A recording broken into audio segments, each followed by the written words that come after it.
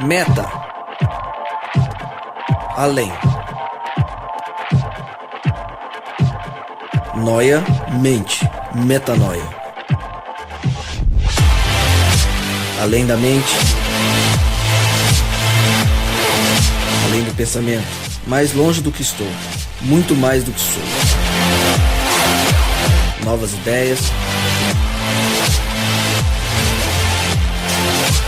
Novas convicções.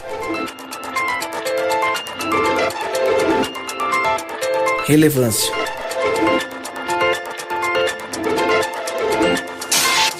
Plenitude.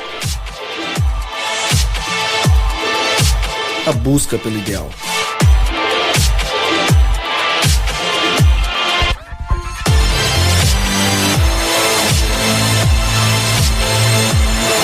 Metanoia. Expanda sua mente. Não escondo minha fraqueza, nem disfarço minha conduta. Minha fé é mais que uma crença, o meu foco é Cristo, eu quero a sua luta. O nosso foco é Cristo e esse... Ouvindo aí do outro lado, mas a gente está aqui orando por você e esperando que Deus use da melhor maneira possível a palavra para falar no seu coração hoje. Amém. E um convidado hoje mais do que especial, não precisa ficar nervoso, relaxa, tranquilo, Dan. Tranquilo. Dan. Aí, ó, sem disfarce, que a conduta.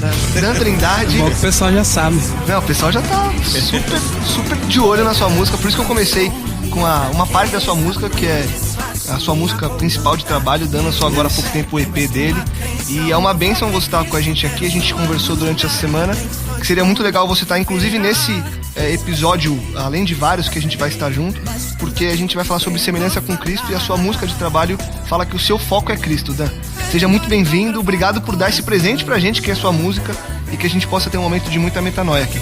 Obrigado, eu que agradeço a oportunidade de estar aqui com vocês. Olho aqui pra bancada e não me acho digno, porque só tem gente fera aqui que me inspira, né? Que revela um pouco de Cristo pra mim. E eu tô muito feliz por estar aqui e espero poder contribuir de alguma forma. Legal. Vamos que já existia na eternidade, ou seja, eu quero que eles tenham esse caráter, essa identidade. E Deus está dizendo que Ele conheceu a gente de antemão e predestinou a gente para ter esse caráter, para que Jesus fosse, em outras palavras, o irmão mais velho de um monte de irmãos parecido com ele. Essa seria a ideia. Então, saber isso começou a mudar muito minha vida, porque eu falei, puxa, então tudo que eu estou fazendo, vivendo, esperando da vida, se torna algo que tem um fio que amarra esse processo. Deus tem um sonho para mim, ser igual a Jesus. Isso me ajuda a entender que religião não é só um processo que envolve mérito, que envolve demérito, mas que envolve um propósito, né, pelo qual eu fui criado. Então, ser igual a Jesus hoje é retomar o DNA pelo qual eu fui criado, é retomar o propósito pelo qual eu fui criado. Aí, acho que esse é a gênese de tudo. Entender que Deus me criou para ser como Ele. Não tem outro caminho. Eu não posso ser quem eu quero ser. Eu posso ser quem Deus me criou para ser. E é alguém semelhante a Jesus. Perfeito. Aqui tem uma reflexão que me chama muita atenção nesse texto, quando a Bíblia está dizendo o seguinte, que a fim de que Ele, Cristo, seja o primogênito entre muitos irmãos, né? E eu gosto mas muitíssimo assim desse texto bíblico, porque ele reflete muito a questão da identidade da gente, de ser filho de Deus, né? A palavra de Deus vem trazendo que Jesus, ele era o unigênito de Deus, ele é o unigênito de Deus da maneira que é 100% homem, 100% Deus.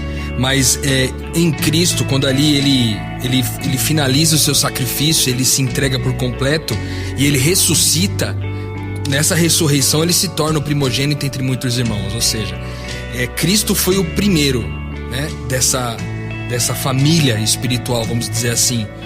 E a gente pode ser os demais irmãos, porque ele foi o primogênito. Nós somos os demais irmãos de Cristo, logicamente aqui colocando Cristo como nosso irmão mais velho, mas não em caráter de importância, não menos importante do que, por exemplo, Deus, não menos Deus do que Deus, mas nosso irmão mais velho. Sentir que isso é um vínculo de família, isso é muito especial para mim. Porque quando ele fala aqui que ele me conheceu na eternidade e ele me predestinou a ser conforme a imagem do filho dele, o primogênito, e eu posso ser um dos demais, eu sim posso dizer que a gente foi criado ele nos conheceu, nos predestinou, e aí a continuação do verso que o Tonasso leu, no versículo 30 aqui de Romanos 8, ele diz assim, ó: e aos que predestinou, ele também chamou, e aos que chamou, ele também justificou, e aos que justificou, ele também glorificou. Ou seja, a mesma sequência, né, de Cristo, ele aplica também pra gente, e é muito especial isso. Então, quando o Tonasso vem e traz essa perspectiva do DNA, para mim é muito importante saber que esse DNA significa que eu sou da família de Deus, a gente já disse isso várias vezes, que Jesus, ele é o meu irmão mais velho, que eu fui criado para ser a semelhança dele, e que mais do que nunca eu fui conhecido na eternidade por Deus. Deus me conheceu na eternidade, ou seja, antes mesmo de eu pensar em ser alguém, antes mesmo do meu pai me imaginar ter com a minha mãe, antes mesmo dos meus avós imaginarem meu pai, Deus já me quis para esse mundo aqui, para um propósito específico.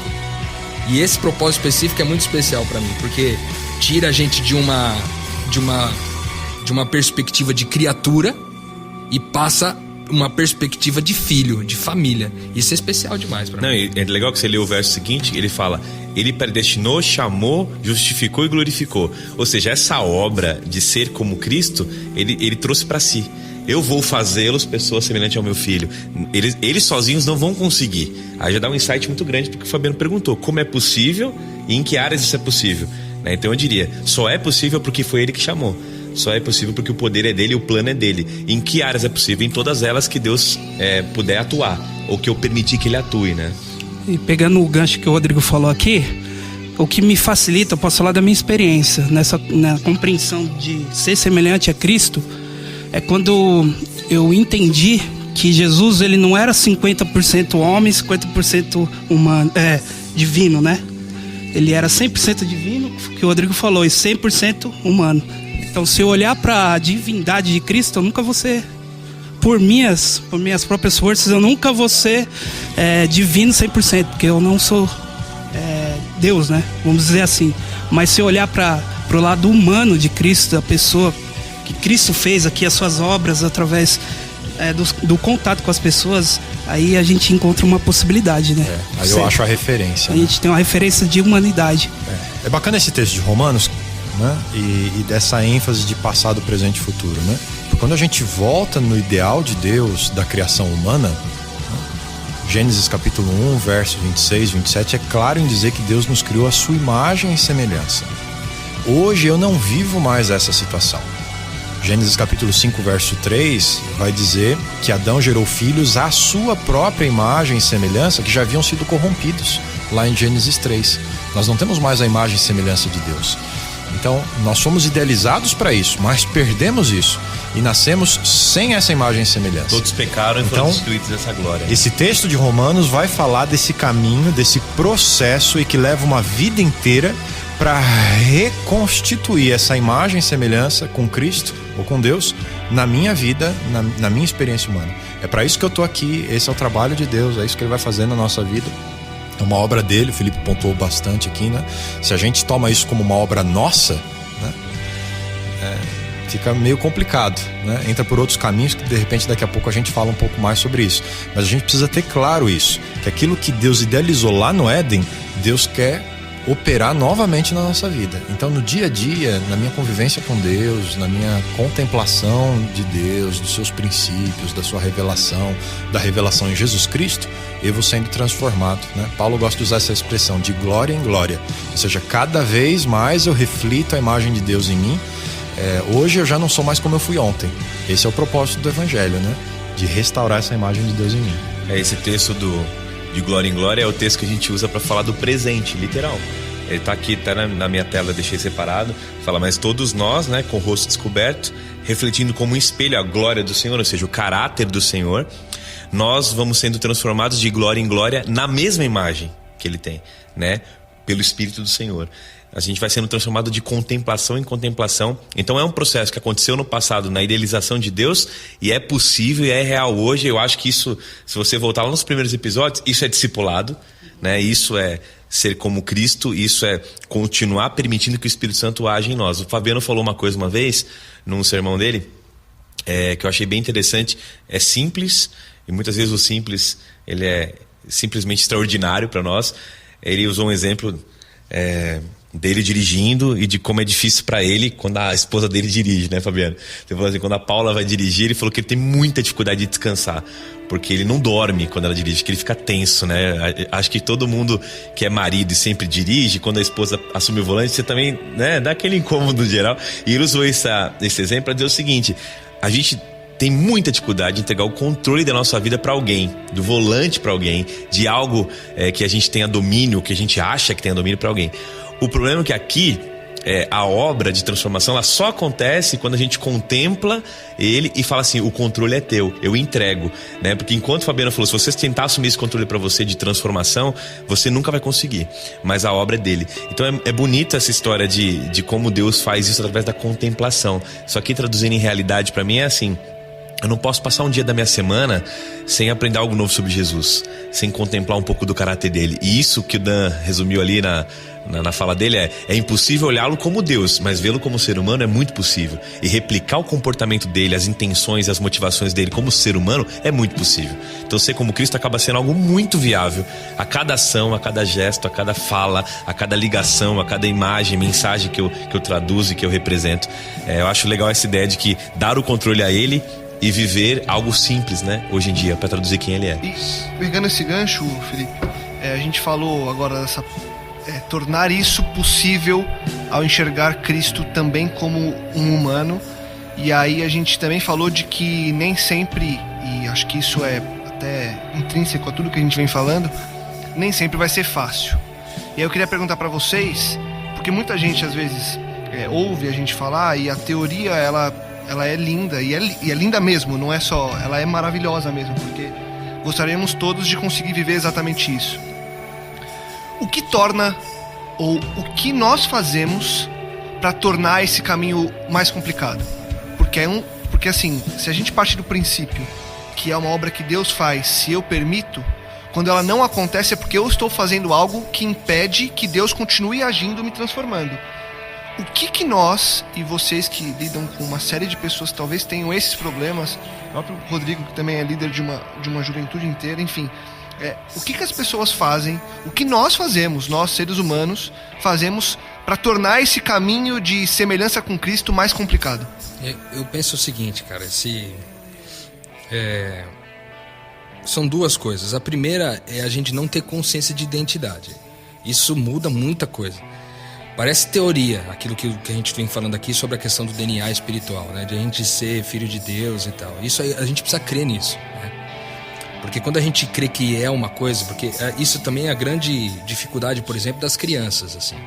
Porque você cria o seu filho dizendo para ele que ele tem que fazer coisas para se tornar alguém, né? E aqui a gente está entendendo totalmente diferente. A gente não precisa fazer coisas para se tornar como Cristo. A gente tem que tirar da frente aquilo que nos impede de ser aquilo que a gente sempre foi e que por alguma razão a gente se perdeu no processo. Então esse é o primeiro ponto, de não conhecer a identidade. Então eu preciso crer que sou da família. Esse é o primeiro ponto. O segundo ponto que eu penso é o seguinte: muitos de nós, quando vamos a uma igreja, quando começamos a frequentar uma comunidade de fé, a gente tem a intenção de ir lá para mudar. Eu vou para mudar. Eu falo pra você que você vem para a igreja para mudar, você vem para a comunidade para mudar, você tá fazendo totalmente errado. Você não vai mudar. Você não vai mudar. Por quê? Porque na verdade você tem que desmudar aquilo que você sempre foi. Então você era, a palavra de Deus diz que ele nos conheceu de antemão, nos predestinou para ser isso. E aí eu mudei todo esse processo, eu mudei. Agora o que eu preciso fazer é tirar da frente tudo aquilo que eu mudei para voltar à origem, né? Então eu venho agora para a comunidade da fé não mais para mudar, para fazer coisas para me tornar alguém diferente. Eu venho para conhecer de fato quem eu sou na família, quem Deus é, e nisso entender mais do propósito de Deus para minha vida, entendeu? Então se hoje eu tô indo a uma comunidade de fé, então eu vou na seguinte perspectiva: eu vou lá para encontrar os meus irmãos, os meus amigos, vou lá para encontrar outros pequenos cristos, e é nessa comunidade, nessa comunhão, que aí o Espírito vai se revelando pra gente, mostrando cada vez mais quem a gente é. Então, querer mudar é um dos fatores que dificulta a gente se tornar como Cristo, querer mudar. E na minha opinião, querer mudar é um problema pra gente, porque não é a nossa força, não é a nossa mão, não é o que eu vou fazer, não é se eu cantar mais glória e aleluia, não é se eu ler mais a Bíblia, não é isso. É mais do que isso. É uma transformação de consciência que quem faz é o próprio Deus. Mas isso acontece na comunhão dos irmãos. Então, tentar mudar é uma segunda dificuldade. A terceira delas, que aí eu acho que ela é um fator externo que impacta inteiramente na gente, é a questão do nosso Deus. A palavra de Deus diz que o homem fez do seu ventre o seu Deus. Então a grande dificuldade de se tornar semelhante a Cristo é que nós fizemos do nosso ventre, ou seja, das nossas necessidades, dos nossos desejos, das nossas vontades, o nosso Deus. Então isso impede a gente de ser como Cristo, porque ser como Cristo é fazer inteiramente a vontade de Deus e não a minha. Então quando eu faço do meu ventre o meu Deus, eu não faço da vontade de Deus o meu Deus, de Deus Pai o meu Deus, eu faço do meu ventre. E aí eu estabeleço a nova, entre aspas, trindade contemporânea, que é minhas santas vontades, meus santos desejos, minhas santas necessidades. É para isso que eu estou disposto a viver. Então, viver dessa forma me impede de ser semelhante a Jesus, porque o meu Deus não é Deus, meu Deus sou eu mesmo, meu próprio ventre. Que é aquela ideia de que fala assim, vocês têm um discipulado pequeno, têm um cristianismo pequeno, porque o Cristo de vocês é pequeno. Ou seja, a visão que eu tenho de Jesus, ela é muito reduzida às minhas expectativas do que ele seja para mim. Né? Então, eu acho que o que pode impedir, realmente eu entendi o que o Rodrigo quer dizer, seja uma visão equivocada, limitada e egocêntrica, talvez, de uma transformação que ele queira realizar. E aí eu me coloco à disposição daquilo que ele quer fazer, ou até onde ele pode ir na transformação. Ou seja, tem áreas que eu não quero que ele transforme. E o que ele está dizendo é assim, abra o caminho, desempeça isso e busca um encontro verdadeiro com Deus, onde ele falou... em comunidade. Por que isso? Porque é ali onde os conflitos surgirem, é ali onde as pessoas vão me revelar mais de Deus. Sozinho, eu tenho uma experiência com Deus? Tenho. Mas quando ela é feita numa comunidade que está disposta a buscar a mesma coisa, fica um pouco mais fácil. Acho que eu entendi a tua direção aí. Abrir o espaço para Deus agir. Desculpa mais uma vez até falar sobre isso, só para dar uma inserida, né? Os nomes das pessoas são dados em família. Então, se você quer ser chamado de o Cristo, você quer ser chamado de um pequeno Cristo, vá para a família de Deus, entendeu? É lá que você vai ser conhecido como um pequeno Cristo, porque os nomes são dados em família. Então é basicamente isso. Você quer conhecer a sua identidade, um passo é estar lá, na família. Quando você fala que coisas a gente faz que impedem o processo da semelhança com Cristo, eu fiquei tentando montar uma lista na cabeça. O Rodrigo começou ali com ponto 1, 2, 3. Eu continuei pensando e a minha lista não teve fim. E eu cheguei à conclusão de que tudo o que eu faço impede a transformação e a reprodução da semelhança de Deus em mim. É porque, partindo lá de Romanos, como Deus é quem conduz o processo, né?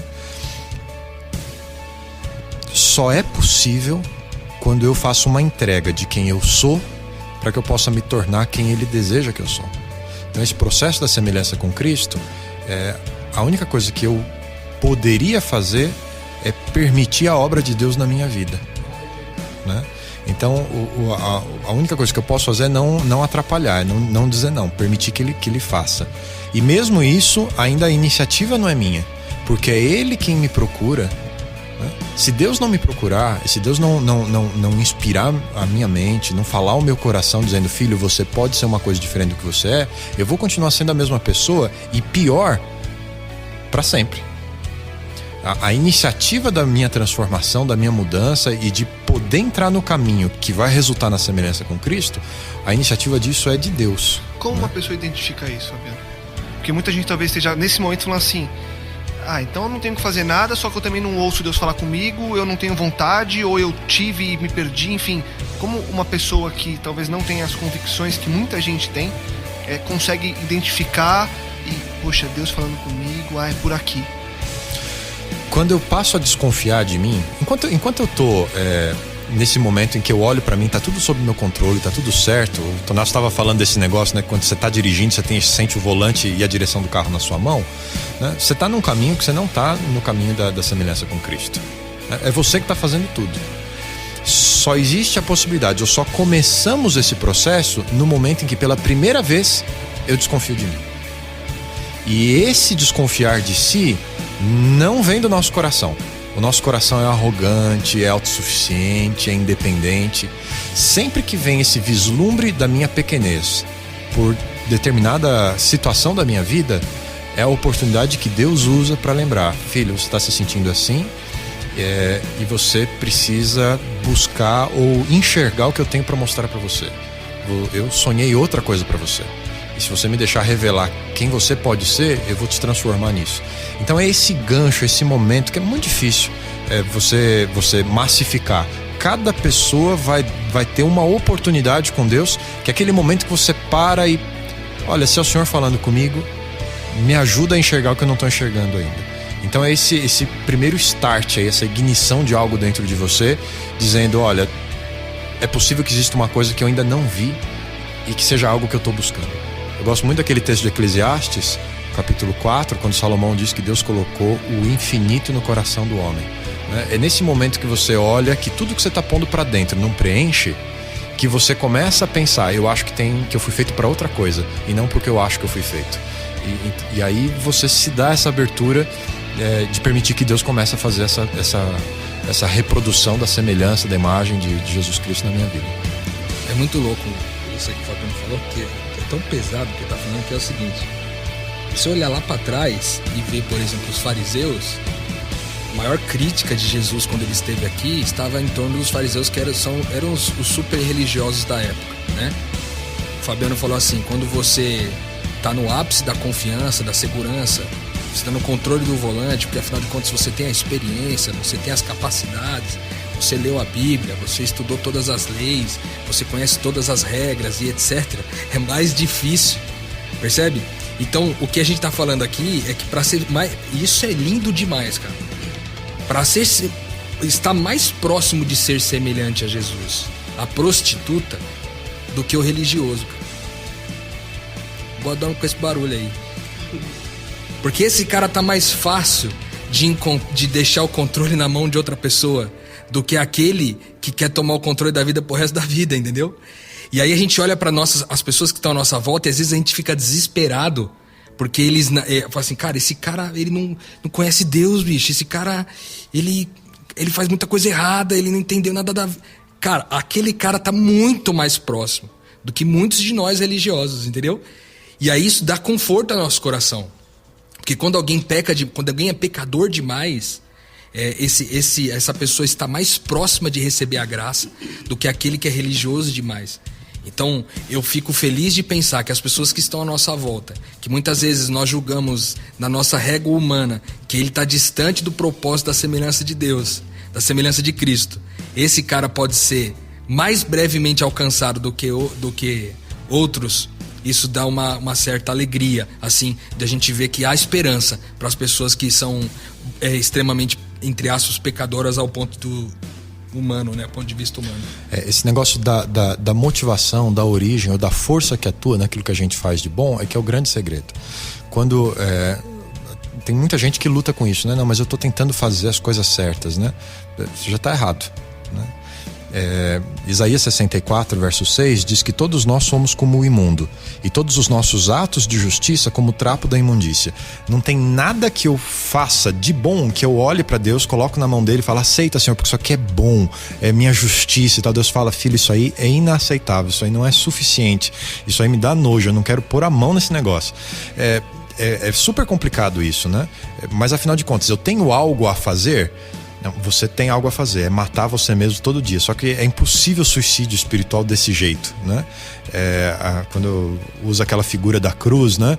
Que Jesus fala: você tem que tomar a sua cruz a cada dia e me seguir, né? A morte de cruz é uma morte que não dá para ser experimentada por suicídio, né?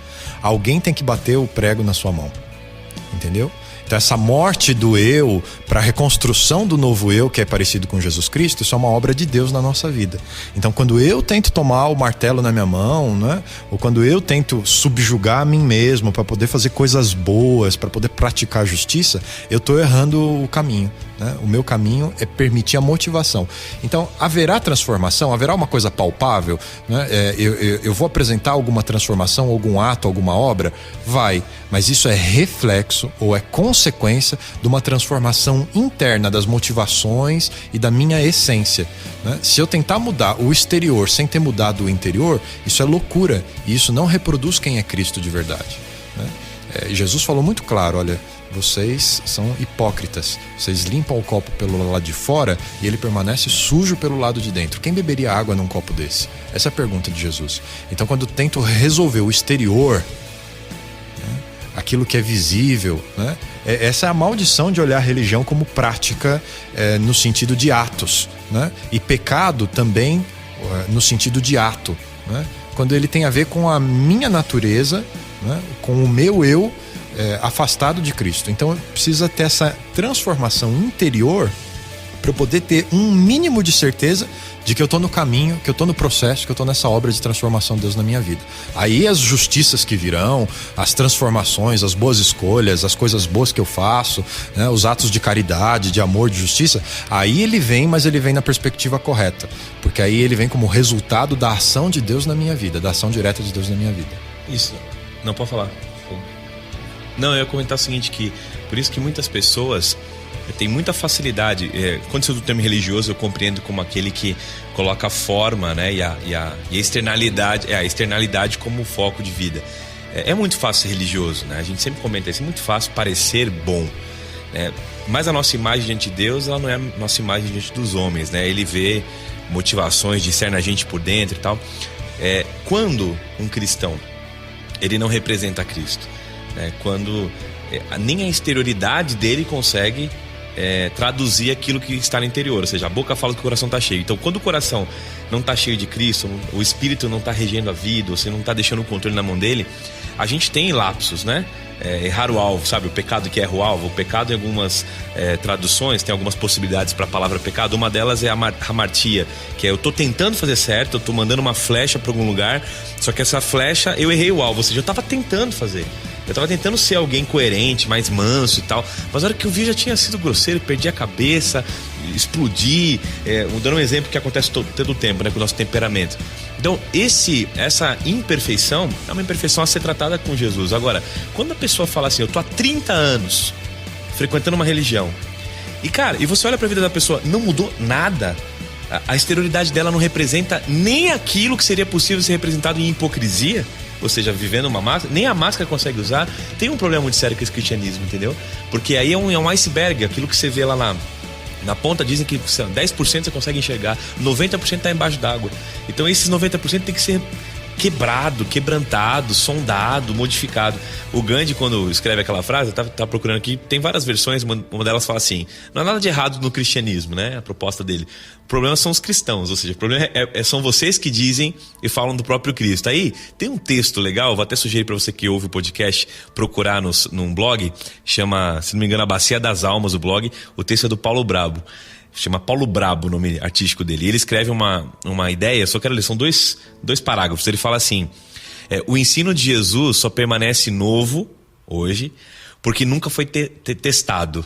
Então dá uma ideia de que o ensino dele, do amor, daquela coisa sacrifício em prol do outro, parece que nunca foi testado na geração que a gente vive. Aí ele diz assim, nos últimos 1800 anos, pelo que sabemos, esteve longe de ser colocado em prática com esse nome. Melhor seria não manchar a reputação irretocável de Cristo com o nome de cristão. Ele merece o nosso sacrifício, o sacrifício de não manchar essa reputação. Aí ele vai dizer assim, uma deliberada e silenciosa desconversão em massa.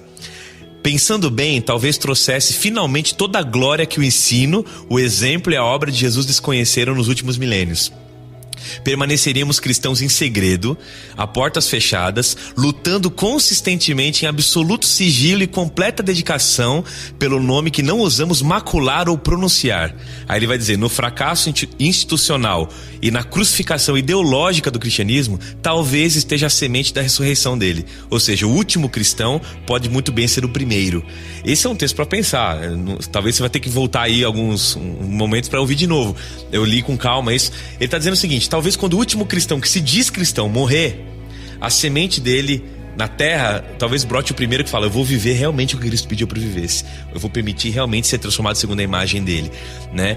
Por exemplo, a gente fala muito de pós-modernidade, onde as pessoas hoje recusam metanarrativas, ou seja, recusam verdades absolutas em relação a Deus existe, Cristo é o único Deus e tal.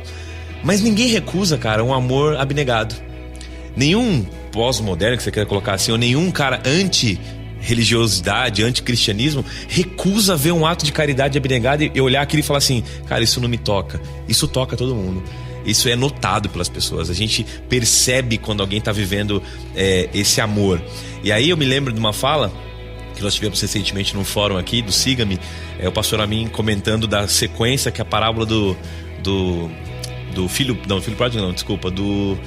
Aquele rapaz, o bom samaritano, que ela segue. Ele diz assim: vem um homem, cai lá com salteadores, é assaltado, tá na beira da estrada. Resumindo a história, passa um sacerdote, ele fala, Jesus está contando isso para os judeus, passa um sacerdote, ele não para. Passa um levita, que era alguém que trabalhava no templo, na causa de Deus, não para.